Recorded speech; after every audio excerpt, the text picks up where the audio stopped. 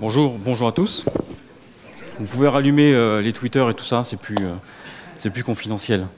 Le sujet qu'on va aborder aujourd'hui, ce sont les tables externes et plus particulièrement comment filtrer les tables externes et on va voir ce que ça peut vous apporter dans vos développements. Avant de commencer, je vais rapidement me présenter. Donc, je suis Vincent Huneau. Je connais FileMaker je joue avec FileMaker depuis FileMaker 2, donc ça remonte déjà à quelques années. Disons que parallèlement à ma scolarité, j'ai développé comme ça à droite à gauche pour des petites associations ou des petites entreprises, des petites solutions ou pour des amis. Et c'est vraiment depuis 2001 que ça a pris une part importante dans ma vie professionnelle. Je travaille à Lux Développement, donc rien à voir avec le développement web ou informatique, mais c'est l'agence luxembourgeoise pour la coopération au développement. Donc on parle plutôt de développement international, enfin de développement pour les pays en voie de développement. Et au travers de cette agence, donc, on gère énormément de flux financiers qui nous sont octroyés par le ministère des Affaires étrangères et on gère une grosse partie de notre activité, toute notre application métier est développée en FileMaker. Donc en fait, depuis 2001, je suis au sein du service informatique de cette agence et j'ai participé au développement de tous nos outils qui reposent sur du FileMaker. Donc c'était à l'époque en FileMaker 6 et puis maintenant on est en FileMaker 11 et on commence à introduire le 12. Et le 13, certainement prochainement. Parallèlement à ça, je commence timidement, on va dire, une activité en tant que développeur indépendant. Et ça c'est vraiment tout récent. C'est ma 4e FMConf. Et c'est la 2e en tant que speaker. J'ai commencé l'année dernière à Lyon, où j'avais présenté un topo. Et donc... entre-temps, j'ai fait un petit crochet par Montréal également pour présenter les sujets qu'on va voir aujourd'hui et demain. Et voilà. L'agenda de la session, sans grande surprise, on commencera par une introduction. Ensuite, on verra deux façons de faire des filtres, de filtrer les tables externes. Vous verrez que FileMaker nous propose deux possibilités. On verra les deux niveaux sur lesquels on peut agir pour faire des filtres. Ensuite, on verra successivement 4 manières de filtrer les tables externes. Donc, filtrer avec des valeurs, filtrer avec des intervalles. On filtrera également avec du texte libre. Et ensuite, on verra également les filtres avec des clés multiples. Et ça, ce sera donc la partie un petit peu démo. Et ensuite, je vous proposerai de consulter deux fichiers. On verra un petit peu deux cas avec des exemples de filtres imbriqués et des exemples de tables externes qui servent à filtrer. Donc ces deux exemples-là, ce sont des fichiers sur lesquels j'ai travaillé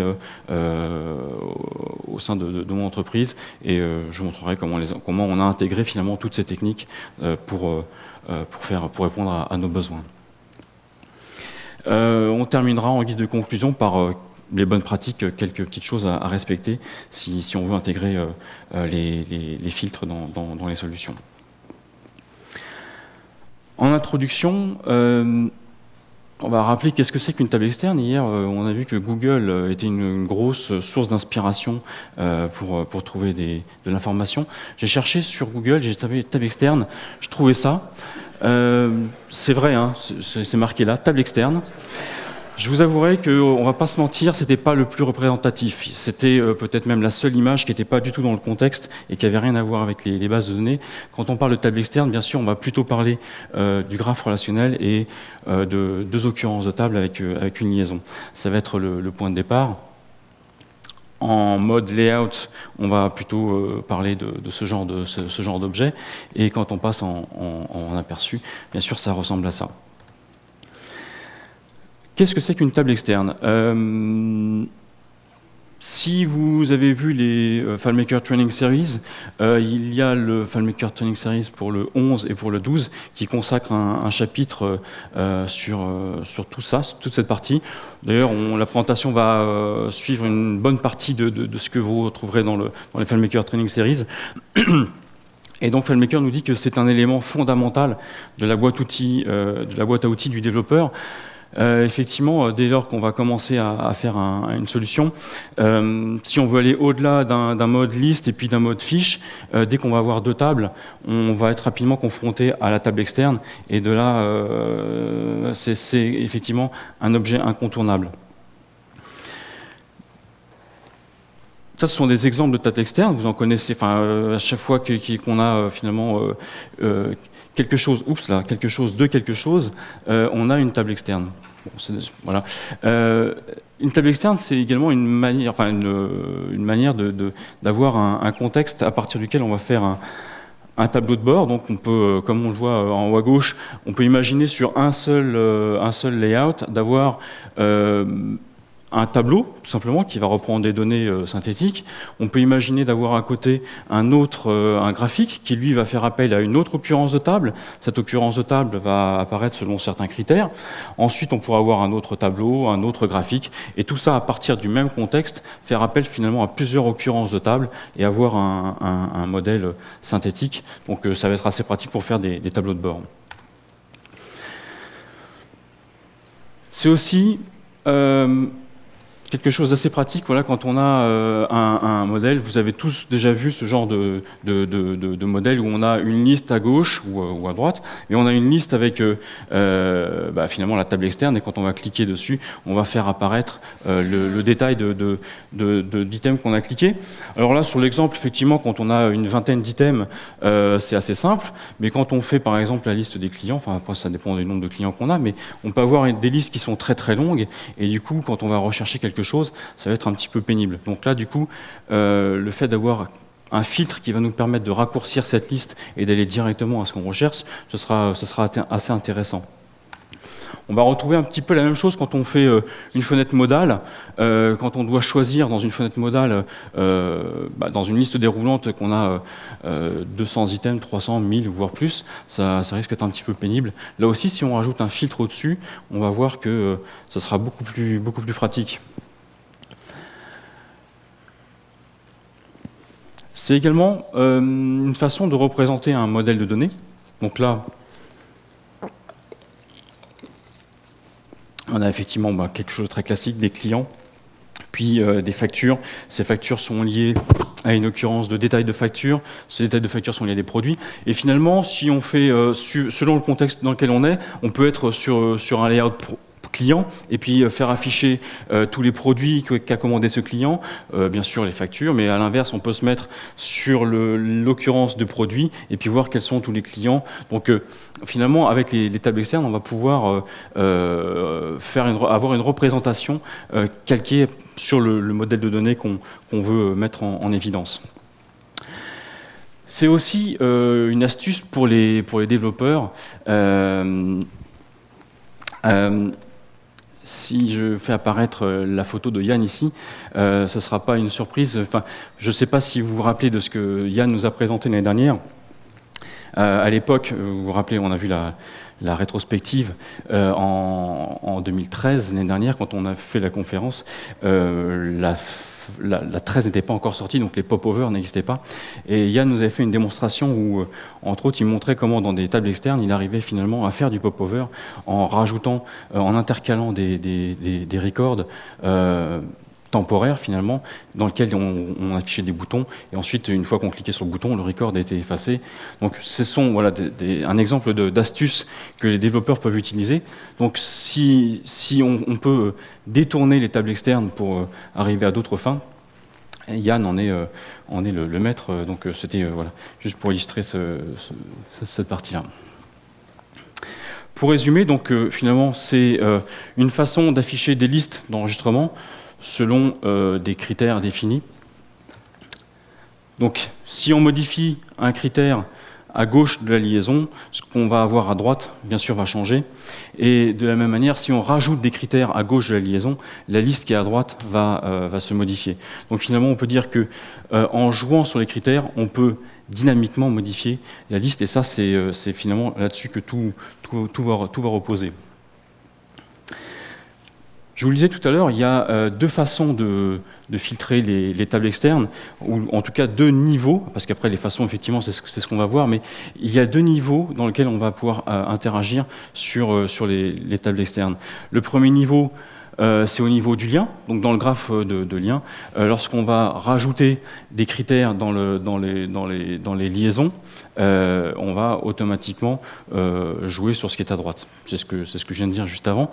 Donc, en jouant sur les critères d'égalité ou d'inégalité, on va plus ou moins pouvoir affiner ce qu'on veut faire afficher.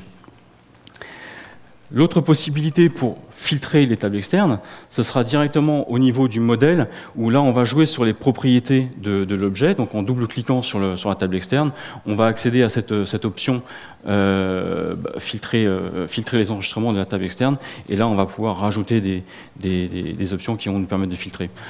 Tout ça, c'est la partie théorique. Après, on va passer en mode démo et ce sera un petit peu plus parlant. On verra en détail justement ce qu'il y a derrière ce bouton.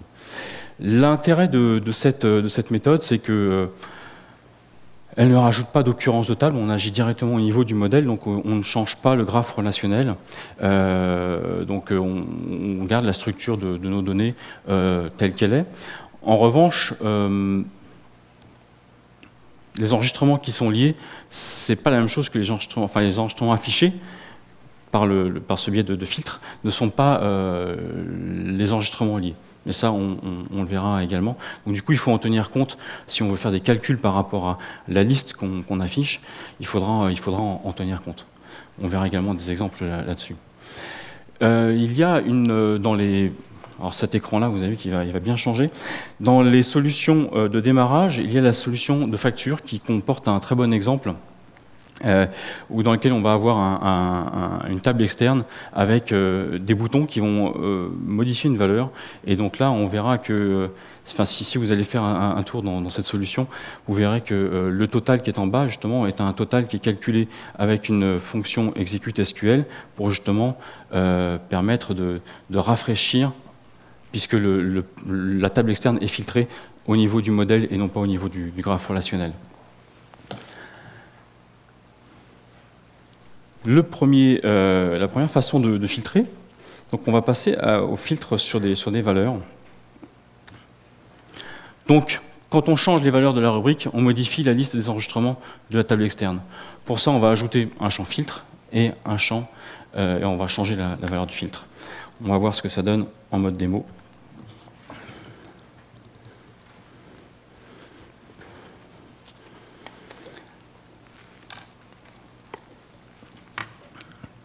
Donc, excusez-moi, on est ici dans un fichier très simple, donc un client, une table client avec une occurrence de facture et une bête liaison sur l'identifiant unique. Okay, on n'a rien d'extraordinaire dans ce fichier. Donc là, on a ici 500 clients et on va avoir 3000 factures dans l'autre table et toutes les factures sont affectées aux 500 clients. Et pour chaque client, donc, on retrouve ici on a le récapitulatif de toutes ces factures. Et ce que je vous propose de faire ici, donc vous voyez, on a ici le nombre de factures, on est à 7 factures. Ça, c'est un calcul. Et on va commencer avec une première méthode où on va filtrer au niveau du modèle. Et vous allez voir que ce chiffre-là ne va pas changer. En revanche, donc maintenant, on va créer un filtre que je vais appeler filtre statut. Ce filtre-là, je vais le mettre en global, comme ça je pourrai le réutiliser sur toutes les fiches. Et je vais venir le glisser, je vais prendre un format radio. OK. Et je vais prendre donc le filtre que j'ai rajouté ici. Voilà. Je vais rajouter une value list.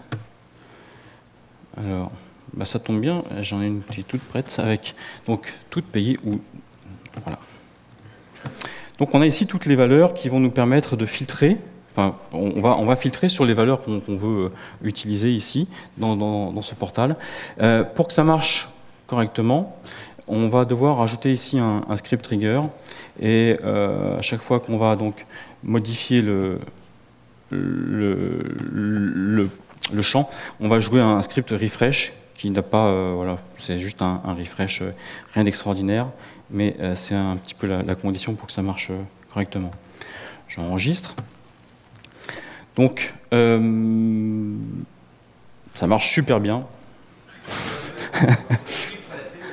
Comment ? Il faut que je filtre la TE, bien sûr. Donc, on va double-cliquer sur le filtre ici. Donc, pour ce qu'on voit, voilà, chaque enregistrement sera visible lorsque, et donc là, on va utiliser la logique booléenne, lorsque le résultat est vrai ou n'est pas nul, le record sera affiché, et lorsque le résultat est faux, bien sûr, ça sera complètement, enfin, ça ne sera pas apparent. Donc, on va dire ici que si, par exemple, le filtre est égal à toutes, je vais mettre 1, puisque le résultat est vrai, donc du coup, on va afficher tous les enregistrements. Ça sera vrai donc pour tous les enregistrements. Je vais également rajouter que si le filtre correspond voilà, au statut, le résultat sera également vrai. Et on va déjà essayer comme ça. J'enregistre. Donc, non payé, on a ici non payé, filtré, et là, on a toutes les valeurs. Donc, vous voyez que si je passe en non payé, j'ai qu'un seul enregistrement qui apparaît, mais ici, le nombre qui apparaît ici, lui, c'est un calcul. Donc, on a ici nombre facture. Lui, c'est un calcul. Il ne tient pas compte du filtre qu'on a fait au niveau du modèle. Et donc, le calcul, lui, reste cohérent. C'est pour ça que dans l'exemple, dans ce que je vous disais au niveau des solutions de démarrage, la solution facture, c'est un bon exemple qui illustre justement un calcul qui est fait en exécute SQL pour pallier ce problème. Comment ? Oui.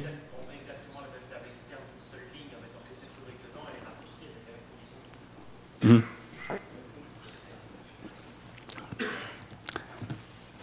Alors, je vais reprendre la démo. Les deuxièmes filtres, ce sont les filtres avec les intervalles. Donc ça va être assez pratique, notamment pour les dates. Ça sera pratique également pour tout ce qui est chiffres. Là aussi, la mise en œuvre, elle va être assez simple. On va créer deux rubriques, une rubrique début, une rubrique de fin, et on va ajouter ces deux rubriques dans la liaison. Donc cette fois-ci, on ne sera plus au niveau du modèle, mais on sera dans le graphe relationnel. Et on va voir ce que ça donne avec. On va partir du même fichier. Donc on a toujours les mêmes nombres d'enregistrements. Cette fois-ci, on va rajouter un champ Z filtre. Filtre date début type date créé. OK, je vais dupliquer, on va appeler fin. OK, on va rajouter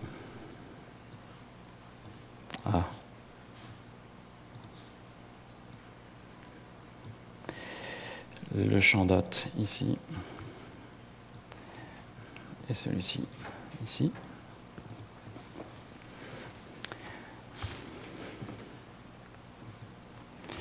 OK, je vais rajouter dans la liaison les deux champs début. Donc là, on va utiliser l'opérateur d'inégalité. Celui-ci pour la date de fin. Non, oui, effectivement, sur le client, ça ne va pas le faire, merci. Change et fin.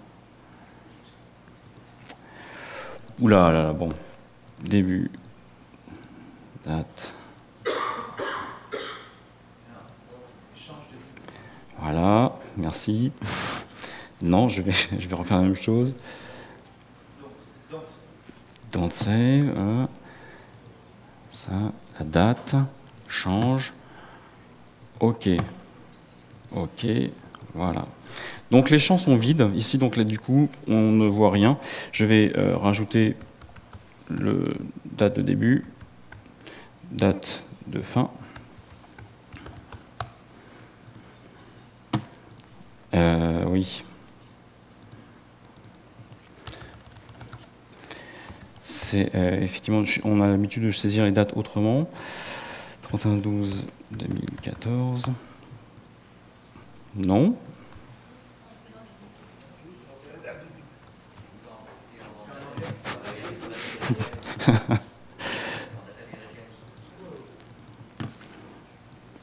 « 12/31. Non, non, non, non, non, ça va pas du tout. Ouf.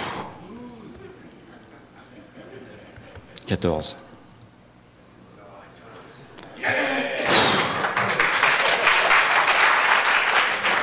Si quelqu'un après fait une formation sur comment on saisit les dates, je suis preneur. Voilà, donc ça marche plutôt bien quand on saisit les bonnes dates. Donc là, ici, on est au niveau effectivement du graphe relationnel. On n'a pas de filtre qui se joue à ce niveau-là. Donc là, dans ce type de relation, si j'affiche le nombre de records qui sont liés, effectivement, ça va être complètement à jour. Le troisième type de filtre, ça va être filtré avec du texte libre. Donc ça ressemble effectivement à du quick find. L'intérêt, c'est ce que je vous disais tout à l'heure, quand on a par exemple une petite fenêtre modale qui apparaît avec une grande liste de 500 ou plus. Au fur et à mesure qu'on va frapper du texte, on va réduire considérablement la liste. Et ça, on va le faire avec cette technique-là. Donc c'est la technique qu'on appelle souvent sur le forum filtre frappe. Finalement, c'est aussi un filtre sur intervalle, et la technique va consister à rajouter quand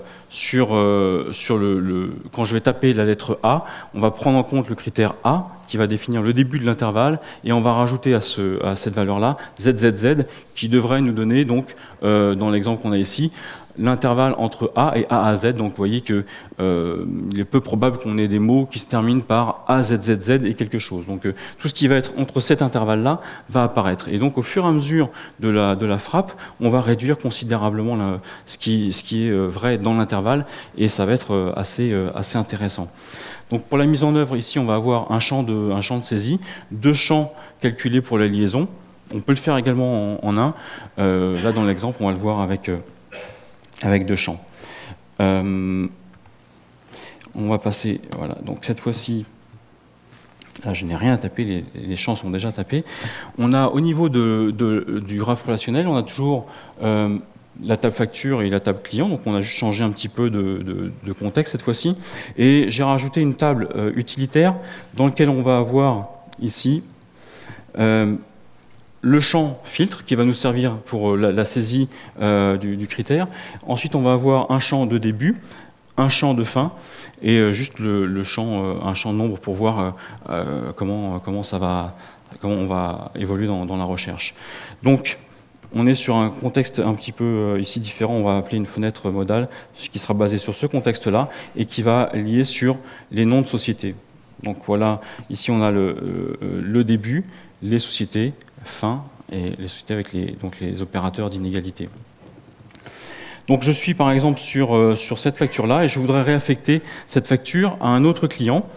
Je vais pour cela appeler une fenêtre modale, voilà, et ici on a 500 enregistrements. Donc si je veux affecter cette facture-là au client Martin, alors voilà, ça c'est la méthode classique, je cherche Martin là-dedans, ça peut être un petit peu long.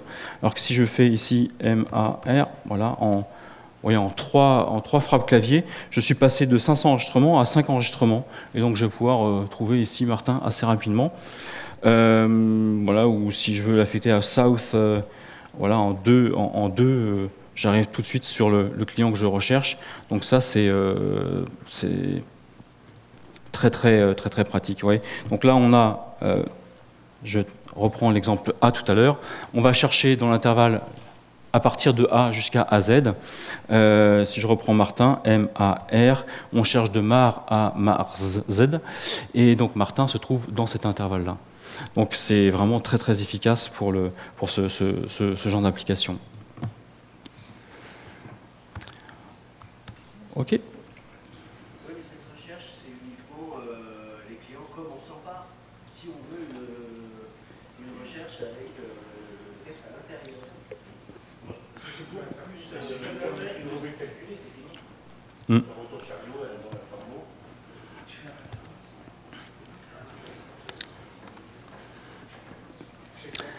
Filtrer avec des clés multiples ou les clés multilignes. Donc là, du coup, c'est ce qu'on va pouvoir utiliser. Par exemple, quand on va chercher sur plusieurs mots, on va pouvoir mettre justement les noms du client avec des retours chariots. Ça devrait plutôt correspondre. Donc dans une relation classique, quand on a effectivement, si je tape voiture, je vais avoir tous les enregistrements à droite qui comportent voiture qui vont apparaître. De la même, maintenant, si je rajoute un retour chariot à gauche, eh ben, on va avoir une liaison également à droite avec voiture, puisque je vais avoir tous les éléments qui contiennent voiture à droite vont apparaître, et moto va également fonctionner, donc le dernier item qui a que avion et moto va apparaître aussi, puisque la liaison sera vraie entre moto à gauche et moto à droite. Donc il n'y a pas besoin d'avoir tous les éléments qu'on a à gauche doivent être vrais à droite. Si un des éléments fonctionne à gauche, il va fonctionner à droite. Et donc du coup, si on utilise un retour chariot pour séparer le nom-prénom, par exemple, ou les différents items qui composent le nom d'une entreprise, on va pouvoir rechercher sur commence par, mais au niveau du mot, effectivement, pas à l'intérieur du texte. Donc ça marchera dans ce cas-là. Donc ça permet d'avoir plusieurs liens valides à partir d'une seule rubrique. Donc ça peut être intéressant aussi à mettre en œuvre. On va regarder ce que ça fait dans une table externe comme celle-ci. Donc ici, voilà, j'ai pris quelques enregistrements dans lesquels j'ai rajouté quelques mots comme ça un petit peu au hasard. Enfin, le but c'était surtout d'avoir effectivement des mots qui vont se retrouver un peu à gauche et un peu à droite. Là, on a un exemple également avec, par exemple, Pierre Dubois, qu'on va décomposer avec chacune des lettres. Et donc là, du coup, ça marchera également au fur et à mesure qu'on va frapper. Alors, bien sûr, ça a des répercussions sur, on a vu les index, on peut difficilement imaginer ça sur tous les records, et surtout si on a beaucoup de records, ça va complètement faire exploser les index et surtout le poids de la base. Donc ça, c'est quelque chose qu'on pourra utiliser peut-être sur des petites solutions où on n'a pas trop d'informations. Donc, si je tape FileMaker, je vais avoir ici donc les deux éléments qui correspondent à FileMaker qui vont apparaître. Et si je rajoute maintenant Word, ici, vous voyez que j'ai pas FileMaker, mais on a bien le Word, enfin l'enregistrement qui apparaît parce que on a le Word qui apparaît. Donc ça, c'est quelque chose qui peut être assez pratique aussi à mettre en œuvre si on veut, si on utilise par exemple avec des cases à cocher.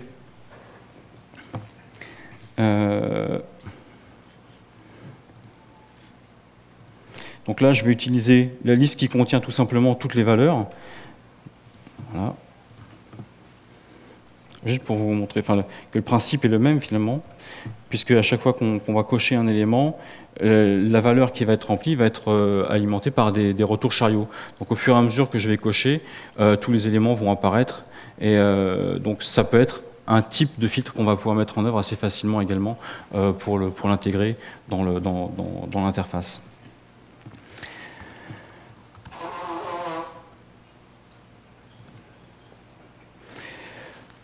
Ça, c'était un petit peu la partie théorique, c'était un petit peu ce qu'on trouve dans le manuel FileMaker au niveau des FileMaker Training Series. Ce que je vous propose maintenant, c'est de vous montrer deux fichiers sur lesquels j'ai travaillé et dans lesquels j'ai intégré justement plusieurs filtres et pour permettre aux utilisateurs d'arriver assez rapidement à ce qu'ils cherchent. Alors, le premier fichier, c'est un fichier en FileMaker 11. Ouh, pas bien.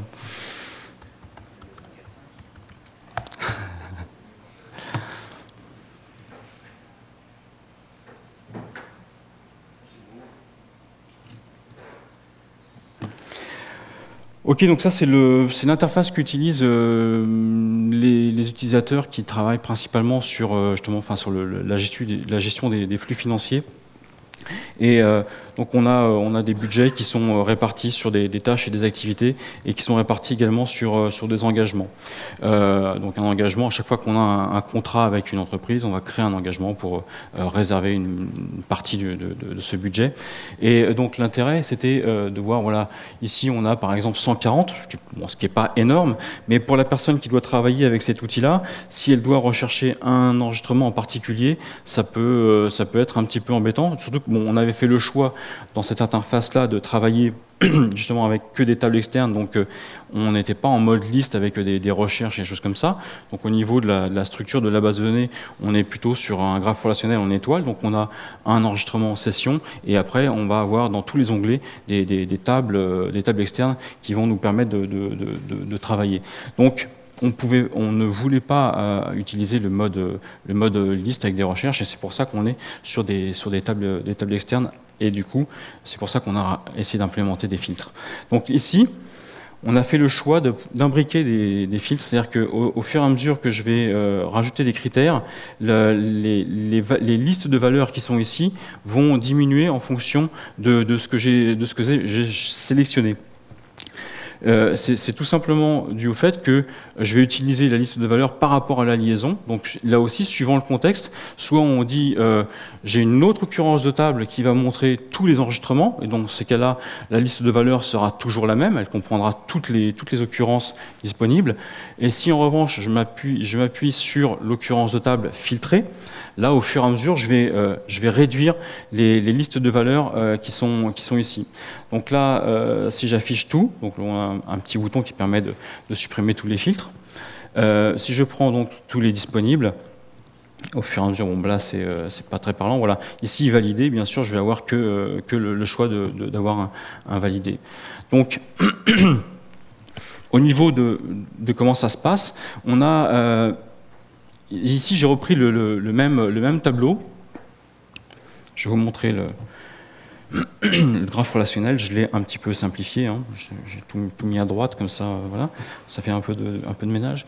Donc, au niveau de la session, on a énormément de liens. Ça aussi, c'est très discutable. Hein. Mais là, ce qui nous intéresse, c'est la partie, voilà, on est lié donc à un identifiant unique sur les projets, donc on va filtrer déjà sur le code du projet. Ensuite, on a un lien spécifique pour les types d'engagement, l'état de l'engagement, la disponibilité, le libellé. Donc on interagit sur plusieurs champs. Et donc ici, on verra un exemple d'intervalle sur l'engagement, sur le numéro de l'engagement. Donc tout ça mêlé ensemble. Ça nous donne cette interface-là. Ici, je voulais que les utilisateurs puissent retrouver un petit peu la même expérience qu'ils avaient quand ils faisaient justement des recherches, puisqu'avant, on était plutôt dans un mode liste avec des modes find, des choses comme ça. Donc, si je recherche, par exemple, les enregistrements de 5 à 10, je vais mettre 3 petits points comme ça, et on va retrouver dans un filtre comme ça la même façon de filtrer les enregistrements. De même que si je veux les enregistrements jusqu'à 10, je vais utiliser la même façon de faire que les intervalles dans la recherche pour filtrer de cette manière-là. Donc au niveau ce portail-là, je l'ai copié ici, et là on va retrouver ici les critères dans lesquels on va saisir les filtres. En dessous, on va avoir le champ qui va nous permettre de faire la liaison, donc ça c'est le champ à gauche de la liaison, et en dessous donc on a la table externe avec les valeurs qu'on recherche finalement dans un autre champ qu'on va créer à droite de la liaison, et c'est le match en ces deux champs-là qui va nous permettre d'afficher les enregistrements. Donc par défaut, vous voyez qu'on a ici des retours chariot avec des halls. Donc quand le champ est vide, quand le filtre est vide, la valeur qui va nous permettre de faire une liaison qui va être vraie, je vais par défaut mettre un all à l'intérieur, et comme de l'autre côté, je vais également alimenter une rubrique spécifique avec la valeur que contient le champ, plus un retour chariot et le all, la liaison va marcher. C'est ce qu'on a vu tout à l'heure avec la technique des multiclés. Donc cette technique-là, en l'utilisant sur tous les champs, ben, ça fonctionne correctement. Voilà, donc là ici je recherche la valeur voilà, rof. Donc tous ceux pour lesquels effectivement on a rof qui apparaît, ça va marcher. Et lorsque je retire ce champ-là, ben, c'est la valeur all qui va être prise en compte. Et comme la valeur all est rajoutée dans tous les champs, ça va fonctionner. Ici, pour les intervalles, donc si je mets un intervalle jusqu'à 10, voilà la valeur qui est calculée. Donc on va chercher l'intervalle entre 0 et 10. À l'inverse, si je dis je veux chercher l'intervalle entre 20 et 40, donc 3 petits points, voilà. C'est les deux valeurs qui sont saisies qui vont permettre de faire la recherche.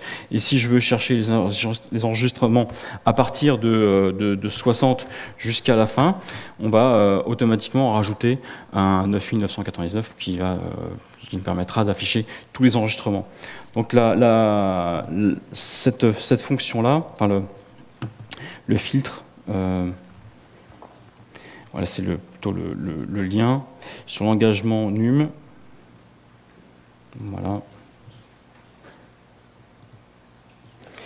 Voilà comment il est organisé. Donc j'utilise ici la fonction, c'est la fonction définir. Je m'excuse, on travaille avec le FileMaker anglais, mais la logique est complètement la même. Donc ici on prévoit tous les cas. Donc à partir de, jusqu'à 50, à partir de 100, dans un intervalle. Quand on cherche une seule valeur et finalement par défaut quand l'ensemble est vide, voilà les valeurs qui sont renseignées. Donc on crée les résultats en fonction de l'intervalle et c'est avec ça qu'on va donc créer la liaison pour rechercher un intervalle. Donc tout ça, tous ces types de filtres imbriqués les uns les autres, ça permet donc aux utilisateurs d'accéder rapidement à ce qu'ils veulent. Et bon, d'après ce que j'en ai vu, ils sont plutôt contents. Voilà. Je vais vous montrer maintenant l'autre fichier qu'on a apporté. Et donc là, on utilise des tables externes qui vont elles-mêmes permettre de filtrer les autres tables externes. Donc ici, la direction voulait qu'on mette un outil en avant. C'est un outil qui permet d'avoir une vision, donc la vision 2020, une vision sur les objectifs des prochaines années. Et c'était notamment pour communiquer avec le ministère des Affaires étrangères, qui est notre client principal. Et c'est un peu dans le but d'une démarche qualité. Comme on a des acteurs qui sont répartis sur différents continents, on voulait avoir un seul outil qui allait permettre à tout le monde de pouvoir rajouter ses inputs et notamment avoir un plan d'action à jour pour les différentes réunions. Donc il y a une personne qui a un droit d'administration sur cet outil et qui va rajouter les différentes composantes de ça. Donc on a les dimensions, donc là vous voyez qu'on a des items qui sont assez courts, stratégie, item, structure, donc ça c'est des valeurs qui sont assez simples à filtrer. Ensuite, on a des objectifs. Donc là, vous voyez que on commence à rallonger un petit peu les items. Et puis les codes, finalement, enfin, si c'est du A1, A3, bon, ils n'aiment pas trop. Ils préfèrent quand même avoir le libellé. Donc ça, c'était à prendre en compte. Ensuite, chaque objectif est composé de tâches. Donc là, vous voyez que les libellés s'allongent encore. Hein, on a des choses qui sont assez volumineuses, et ainsi de suite. Donc après, on termine avec les activités, où là, bon, on peut même avoir des retours chariots à l'intérieur des activités. Donc on a quelque chose d'assez... on a ça, il faut faire avec, et on nous demande d'avoir un outil qui va nous permettre de filtrer, d'accéder rapidement à nos données. Donc du coup, on a un plan d'action. Donc ça, c'est la partie utilisateur. Et toute cette partie-là sont des filtres qui vont nous permettre d'afficher un enregistrement unique en dessous et à partir duquel les gens vont pouvoir faire leurs inputs. Mais avant d'accéder à cet enregistrement-là, en fait, tout ça, toute cette partie qui est en gris ici, sont des filtres pour cette table externe ici. Donc si je passe en mode layout, vous allez voir qu'on a ici la table activité filtrée, et celle-ci est le résultat de tout ce qu'on va avoir ici. Donc on va avoir des filtres au niveau de ces tables externes-là, qui sont également mis en concurrence avec les autres filtres qu'on va avoir ici sur des simples champs comme on a vu tout à l'heure. Donc, quand on va cliquer sur la partie système, on va adapter la liste qui va apparaître ici. Celle-ci va s'affiner également, et au fur et à mesure, la liste finalement qui est au milieu va décroître considérablement. Donc chacun va pouvoir trouver ce qu'il recherche. Si je suis le responsable, voilà, le risk manager, j'ai déjà une liste ici qui s'affiche. Je vais pouvoir maintenant dire, à l'inverse, je suis je recherche dans la stratégie Skills and Staff. Je suis une partie prenante IT. Voilà, j'ai la liste des tâches que je vais devoir renseigner. Donc bon, après, on a ici la possibilité de... Chacun va pouvoir imprimer une liste détaillée voilà, avec ce qu'il lui faut pour finalement aller en réunion. Et on va pouvoir mixer tous les critères les uns avec les autres. Là, ce qui est important également, c'est que comme on a... donc, vous voyez, si je suis dans cette liste-là, j'ai pas mal de choses, mais si j'active un filtre à ce niveau-là, quand je suis ici, je ne vois pas forcément que j'ai filtré. Donc on essaie de mettre toujours en place un indicateur pour dire que il y a un filtre qui est actif à cet endroit-là. Donc là, c'était assez parlant quand on sélectionne un élément de la liste. Là, on a ici juste filtre tâche qui a changé un petit peu d'aspect. Il est juste souligné pour montrer qu'ici, on a effectivement un filtre qui est actif. Donc là, vous voyez, objectif est filtré. Quand je le décoche, on voit qu'il n'y a plus de filtre. Bon, ça, c'était une demande. Enfin, c'était pour. On avait des utilisateurs qui disaient ouais, mais je comprends pas, ça marche pas, alors qu'en fait, ils avaient finalement un filtre qui était activé, mais qui était peut-être tout en bas et ils ne le voyaient pas. Donc, c'est juste pour attirer votre attention sur le fait que quand on va mettre en place un filtre, ça va être assez pratique d'avoir un témoin qui va indiquer que on a un filtre qui est en place et que la liste qui apparaît en dessous est filtrée et qu'elle n'affiche pas la totalité des enregistrements. Donc, au niveau des scripts qui sont mis en œuvre pour faire ceci,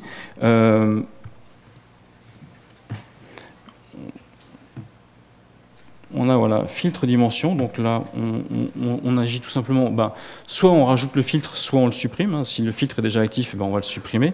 Et dans ces cas-là, quand on va supprimer le filtre, on va également supprimer les filtres qui sont derrière. Donc vous voyez, on utilise encore la technique ici du all qui va nous permettre de tout afficher quand il n'y a pas de filtre sélectionné. Et donc à chaque fois, donc là on est au niveau dimension. Si je vais au niveau, donc en dessous, le niveau objectif, je vais également réinitialiser les tables externes qui sont dépendantes de celle-ci, et pareil pour les filtres. Donc là on n'a plus qu'un seul niveau, et donc du coup ça nous donne, ceci. Si je clique ici, je réinitialise la liste qui est à droite. Donc voilà, on a juste une dépendance comme ça, une hiérarchie dans les externes, et dans la manière d'imbriquer les filtres. Donc bon, là aussi, l'utilisateur était plutôt satisfait de ça, ça répondait à sa demande, et c'était une autre façon donc, de mettre en place des tris dans FileMaker, enfin des filtres pardon, sur les tables externes. Au niveau des bonnes pratiques, donc là on arrive déjà un petit peu à la fin. Pas de filtre égale afficher tout, c'est un petit peu finalement ce qu'on voit partout. Alors ça paraît bête de le dire, mais j'avais vu un exemple où on commençait, où il n'y avait pas de filtre, et la liste était complètement vide. Donc nous, on a plutôt l'habitude de travailler avec la méthode entonnoir. Donc quand on arrive sur une liste, généralement la liste est déjà remplie, et au fur et à mesure, on va rajouter des filtres, et au fur et à mesure, on va filtrer. Donc ça paraît bête de le dire, mais j'ai vu des exemples où finalement on arrivait, il n'y avait rien, tous les filtres étaient cochés, et je trouvais que c'était un petit peu perturbant, parce que finalement moi j'ai pas coché de filtres, mais ils sont là, et en dessous la liste est vide, et puis à l'inverse on décochait, donc bon. Après, c'est effectivement, il faut voir en fonction de votre contexte et de ce que vous avez à filtrer, et de trouver la manière la plus appropriée de le faire. Donc, pas de filtre égale afficher tout, c'est souvent quand même ce qu'on utilise. Dans les intervalles, quand on va dire effectivement que le début, si c'est vide et qu'à la fin c'est rempli, on va dire que c'est plutôt un filtre jusqu'à, et à l'inverse, un filtre qui signifie depuis quand les deux dates sont, enfin la date de fin est renseignée. La logique booléenne, effectivement, vous avez vu dans les filtres au niveau des modes modèles, effectivement, c'est pas faux, 1 égale vrai. Utiliser les si ou les cas, ça facilite énormément. Vous avez vu dans l'exemple que je vous ai donné avec l'intervalle sur les chiffres, ça va être assez pratique d'utiliser la fonction définir parce qu'elle va permettre déjà de clarifier, son code, de clarifier la logique, et même pour vous ou pour d'autres développeurs qui devraient passer derrière vous, le plus c'est documenté, le mieux c'est. Et ça, c'est vrai pour les tables externes, mais c'est vrai pour tout le reste. Donc, les si, les cas, effectivement, ça facilite énormément la mise en place de conditions imbriquées comme ça. La fonction définir, effectivement, je viens d'en parler. Voilà, je vais vous citer quelques ressources. Bien sûr, les FileMaker Training Series, alors on est passé à la 13, mais si vous avez l'occasion de jeter un œil sur les FileMaker Training Series 11 et 12, donc ce sont les leçons 9.2 qui vont parler de ce qu'on vient de voir ici. Je vous recite la solution de démarrage facture, c'est vraiment un bon exemple, elle a été complètement refaite pour la 13, et c'est à partir de là que vous verrez un exemple de filtre avec un calcul également en execute SQL. Le site de Kevin Frank, FileMaker Axe, si vous recherchez les mots-clés Featured Portal, vous allez tomber sur plusieurs articles assez intéressants qui sont bien documentés. Et bon, là, c'est une ressource en anglais, mais c'est très intéressant. Je vous recommande d'aller faire un tour sur son site. Pour tous ceux qui sont abonnés au site FM Source, si vous n'êtes pas, je vous conseille de le faire. Vous pourrez accéder à ce fichier qui a été développé par Fabrice Norman et Agnès Barou, où ils reprennent également, ils présentent également cette technique de frappe clavier qui va filtrer automatiquement la table externe. Donc ce fichier est téléchargeable également à cette adresse-là si vous êtes membre du forum. Bien sûr, vous retrouvez les fichiers démo, mais les vrais, les non débuggés, qui seront téléchargeables après la session. Voilà.